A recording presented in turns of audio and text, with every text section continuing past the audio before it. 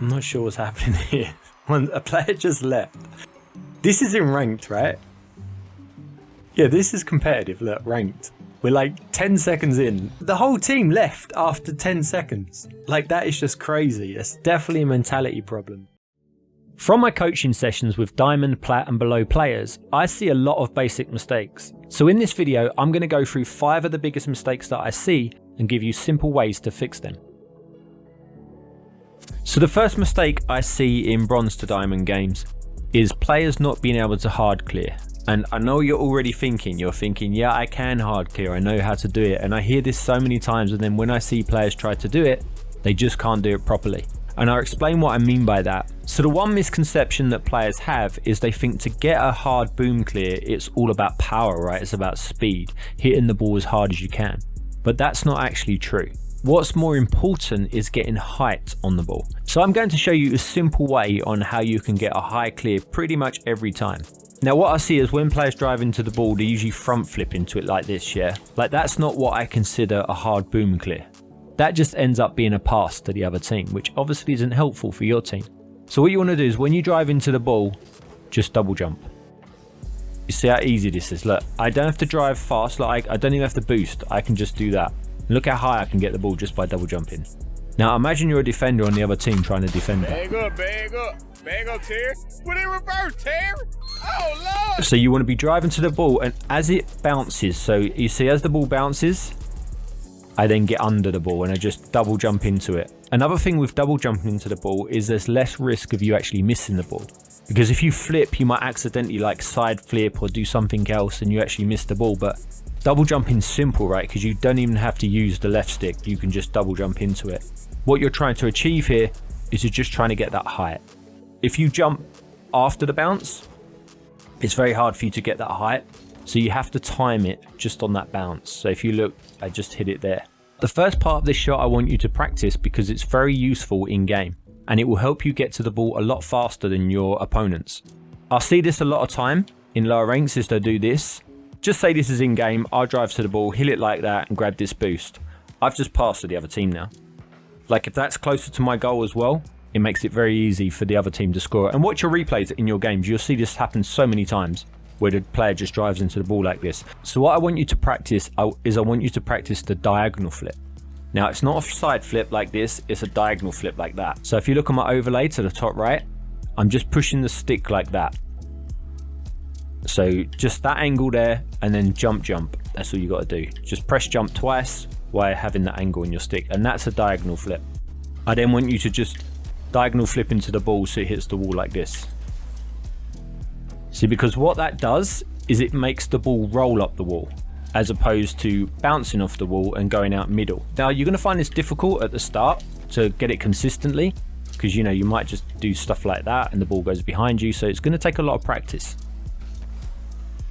Once you get to here with the ball, I want you to just do this. The reason you're practicing these two things is you're practicing on how to control the ball, on how to actually have control of the ball as opposed to just hitting it. It may look easy, but trust me, try it. It's difficult, especially to get it consistently. But it's something that you want to be practicing because this will help you in a lot more scenarios than just this shot here. Like you'll be able to use this so many times in game on your backboard, anywhere on the field when the ball's bouncing, you can just take control of it. And then once you've got that down, you can then practice a second touch after coming off the wall. So here you can do this, and as you come down, you can get a touch like this and then maybe try and flick it or something like that. It doesn't have to be really good, but you're just trying to make a play towards the goal. But once you've trained these many scenarios, then you'll be able to utilize them in game.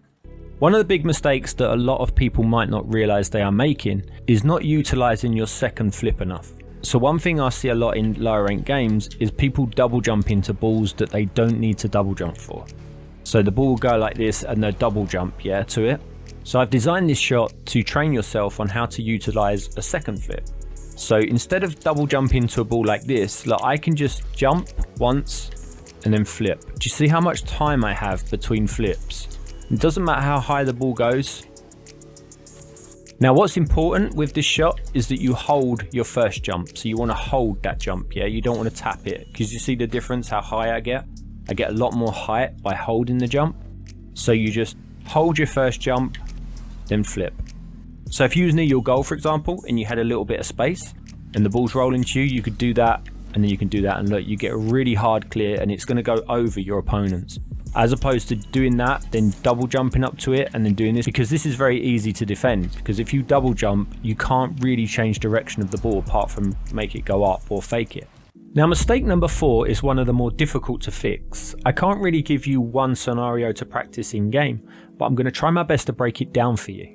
Lower ranked players really seem to struggle with understanding how to defend and attack when the ball is in the corners of the field. This is down to not being able to control the ball. If 99% of the time you're just hitting the ball away, when space becomes limited, your hits away become a lot more counterproductive. So before we move on, here's some advice on how to attack your opponent's corner from the pro player comp. The most simple rule, I'd say probably below SSL, if you're playing in 2s, don't challenge in the opponent's corner. Like the flat out rule, never. Traditionally, what you'll see in pro play is when the other team has the ball in the corner, there's 2 styles of playing against it. One is your first man, so this is in 3s, not in 2s. Your first man will either sweep through, where they try to go for a demo, they try to take the corner boost, and they sweep across the net. And they'll go back behind, become third man, or maybe they'll cut it across. And then the other style you'll see is they'll try to 50 it back to their teammates, because 50ing it forward doesn't really do anything to you. It just goes to their backboard, and then every pro in the world is able to air dribble from their own backboard and just take it out. So those are the only 2 styles you'll see in pro play. Realistically, that's kind of harder to do in. You can't really do it in 2s, especially before SSL. I'm telling you, before SSL, do not challenge in the opponent's corner ever.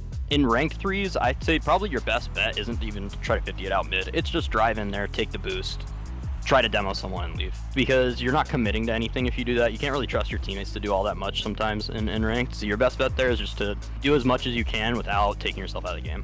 So the general consensus between higher ranked players is that you don't want to go rushing into the ball when it's in the corner. However, within the lower ranks, this seems to be the preferred option. This is why it's always recommended to watch players that are of a higher rank than you.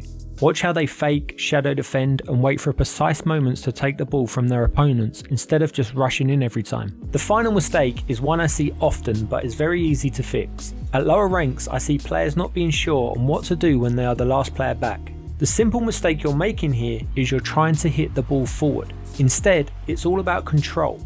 Take your time with the ball, control it, give your teammates time to get boost and back in position. So next time you're the last back, try taking a light touch towards your corner and see how much easier you make it for yourself and your team. The same can also be said when you make a save. Never hit the ball in front of your goal. Always try to get the ball back into your corner, because remember, it's the safest place on the field. Now, to download this training pack, the code is on the right. I will also leave it in the description of the video. But that is where we're going to leave this one. If you found it helpful, then please hit the like button. But thanks for watching, and until next time.